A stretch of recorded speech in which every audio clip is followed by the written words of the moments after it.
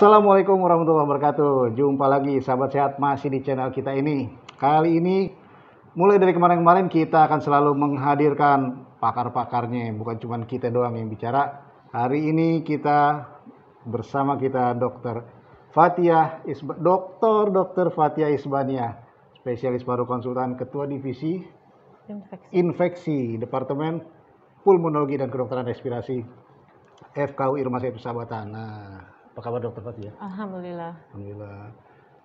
Kenapa kita undang ketua divisi infeksi? Karena kita membicara tentang satu penyakit yang banyak sebenarnya, tapi enggak semua orang bisa pegang. Apa itu? TB resisten obat. Nah, Dokter Fathia, TBRO ya sekarang namanya. Iya, TB resisten obat. TB resisten obat. Dulu orang kenal sebagai TB MDR ya. Iya. Apa sih sebenarnya? Iya, jadinya kalau TB resisten obat itu, jadinya TB MDR itu atau multi drug resistant itu merupakan bagian dari TB resisten obat.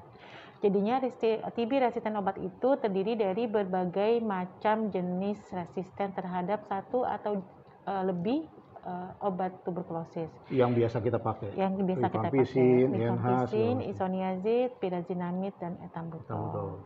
Nah, kalau misalnya TB multi drug resistant itu atau MDR itu adalah resisten terhadap rifampicin dan isoniazid. Sedangkan kalau misalnya TB resisten rifampicin, dia hanya resisten terhadap rifampicin saja. Lalu ada lagi nih bentuk yang lebih beratnya lagi, yaitu pre-XDR atau XDR. Pre-XDR. Extensive drug Extensive drug resistant. Artinya drug resistant itu kebal obat bukan ya? Kebal obat, sangat kebal obat. Udah nggak bisa diobatin pakai obat TB yang biasa. Yang biasa sudah tidak bisa lagi. Serem kan? Terus kita mau tanyanya gini, bedanya lalu apa dengan TB yang biasa pengobatannya? Kalau misalnya kasus tuberkulosis yang biasa itu alias yang sensitif itu, dia masih kuman TB-nya masih bisa dibunuh oleh obat-obatan standar yang lini pertama. Yang rifampicin segala macam itu ya? Itu yang di puskesmas bisa ya? Yang sebetulnya semua pasienkes bisa mengobati.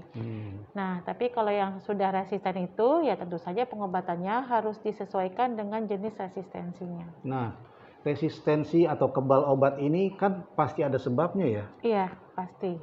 Kenapa bisa orang jadi kebal obat tuh, si kumannya? 90% itu terjadi akibat man-made. Ya, man-made artinya ulah manusia sendiri. Ulah manusianya? Iya. Dokternya apa pasiennya? Dua-duanya. Dua-duanya guys. Hati-hati sama sehat. Dokternya bisa salah, pasiennya juga bisa salah. Iya.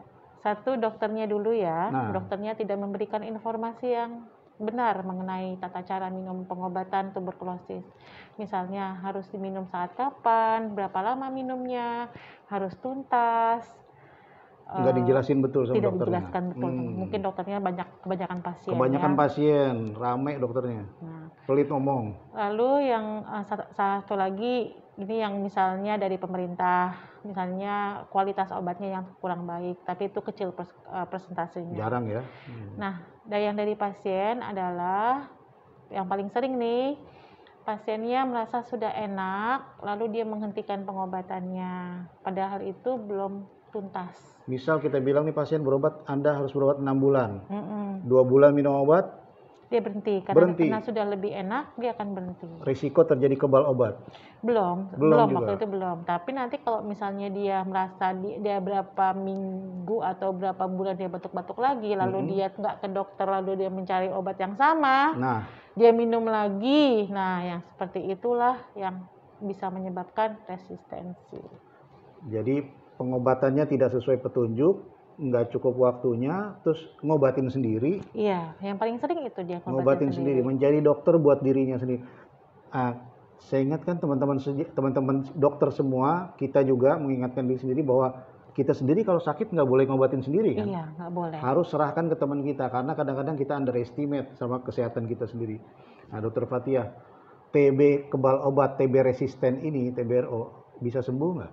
Bisa sembuh. Insya Allah sih sembuh ya, tapi memang persentasinya agak sedikit, persentasinya lebih rendah dibandingkan dengan TB sensitif. Kalau TB sensitif, angka kesembuhannya bisa lebih dari 90%. Tapi untuk di Indonesia saat ini angka kesembuhan TB resisten obat hanya sekitar 47%. 47%, nggak terlalu besar ya? Iya. Artinya udah pasti cost-nya segala macam, berobatnya gitu. Sangat mahal kalau misalnya dan untungnya untuk TB resisten obat ini adalah merupakan program pemerintah. Jadinya untuk biaya dari mulai pemeriksaan sampai pengobatan gratis. Disediakan oleh pemerintah. Syaratnya cuma satu, pasiennya nurut dan mau berobat sampai sembuh. Nah, sahabat sehat dimanapun berada, TB itu bisa disembuhkan dengan syarat pasiennya patuh mengikuti aturan petunjuk dokternya. Ikuti minum obat, karena ada efek samping ya obat-obatan. Ya, obat yang ringan pun seperti paracetamol yang kita minum sehari-hari, kalau kita untuk sakit kepala juga ada efek samping. Ada juga efek samping. Jadi efek samping diskusikan dengan dokternya, apakah itu bisa diatasi atau dihindari barangkali. Tapi jangan, sekali lagi pesan, jangan menjadi dokter buat dirinya sendiri. Iya. Nanti kalau udah datang beneran sakitnya parah, datang ke dokter sudah telat. Sudah terjadi begitu. Dokter Fathia, ada pesan-pesan buat sahabat sehat? Iya. Mencegah TB? Jangan, apabila Anda batuk lebih dari 2 minggu, disertai dengan suka meriang, gejala yang mengarah tuberkulosis, jangan malu-malu, segera berobat ke dokter Anda.